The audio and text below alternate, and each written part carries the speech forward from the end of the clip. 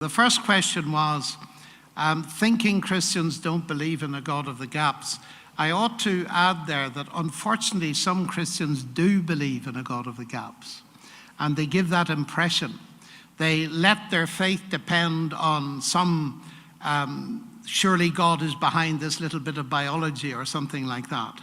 And in effect, they are believing in a God of the gaps. And what I want to stress here is that we need to be clear what God we're talking about. And your question is quite right. Can we give a definition of God? Now, here, of course, you run into difficulty, because the big things in the universe in science, we can't define them. We can't define gravity.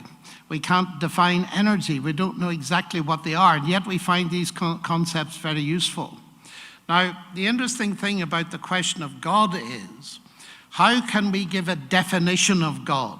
Well, we can extrapolate from our experience of the universe, and we could argue that God is powerful. We could argue that God is intelligent.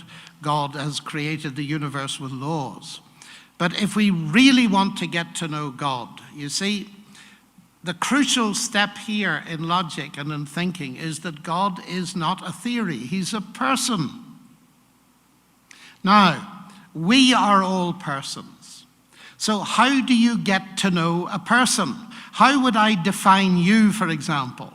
Well, the word definition isn't totally appropriate, but get to know you and what you're like. How do we get to know God and what he's like? Well, I will never get to know you simply by studying you scientifically. If I put you into an electron tunneling microscope here, and I'm sure there's some very impressive ones, I'll not get to know you. In fact, I'll never get to know you unless you reveal yourself to me as a person. The Greek word skeptine, from which we get skepticism, means checking something out from a distance. And that's a very healthy attitude in these things. We check them out from a distance. But if you want to get to know a person well, you'll have to give up your distance. Some of you already know that. It's extremely important to realize it. And therefore, how can I give a definition of God? I would reword it. I believe we can get to know God because God has revealed himself in the person of Jesus Christ. And Jesus came as a person, a human being, God incarnate into this world, and shows us what God is like. And we can get much closer in that sense to what one might approximate to a definition by looking at Jesus, because he claims that he is God. So God is like him. So that would be my approach to that. And as to falsifiability, I think it probably comes at a different level. I do believe Christianity is falsifiable. At its heart, there stands the claim that Jesus rose from the dead as a matter of history. Now, that is a falsifiable thing. And the reason I believe it is because the historical evidence supports it. But now I must go on to the next one. And I'm going to take the scientific thing first. And that is the cosmology and nothing. You wanted me to say a bit more about it. I'm going to do another shameless bit of advertising. I've written a book called God and Stephen Hawking, and analyzed what he says about nothing.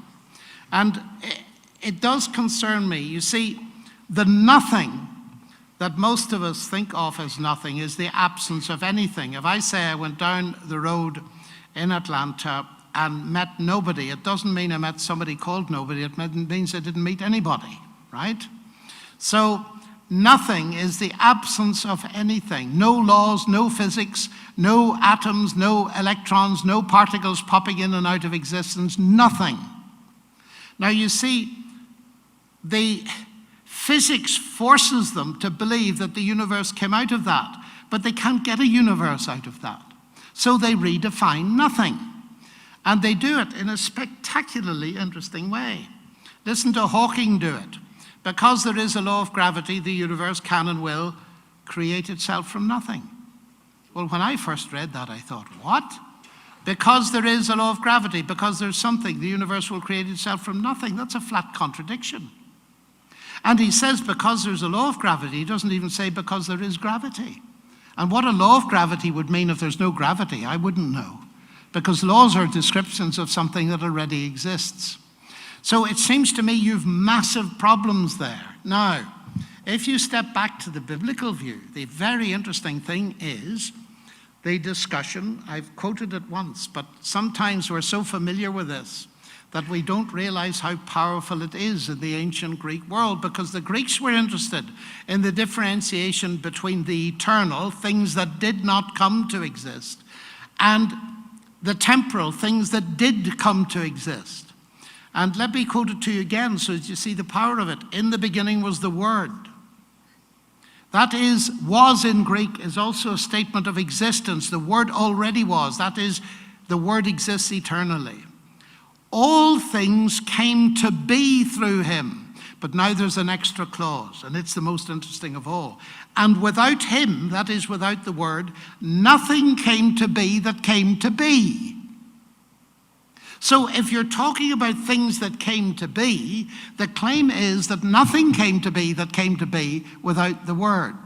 So the first logical thing is the Word didn't come to be. And the universe came to be. That is, it came to be. There was nothing in the philosophical sense before. So it seems to me that the biblical view makes perfect sense. Because the universe has a cause, but it's not physical. God is spirit. The primary stuff in the universe is not mass energy anyway. It is spirit. Now that's a different category altogether. Mind is primary, mass energy is derivative. So it seems to me that the Bible is talking a lot of sense. Whereas the physicists who are wandering outside their own sphere are talking, well, what Hawking says about the universe creating itself is nonsense, isn't it? If I say X creates Y, those words mean that if you assume X, you get Y. If I say X creates X, it means if you assume X, you get X. And what does that mean? It means that nonsense remains nonsense, even if high-powered scientists are writing it.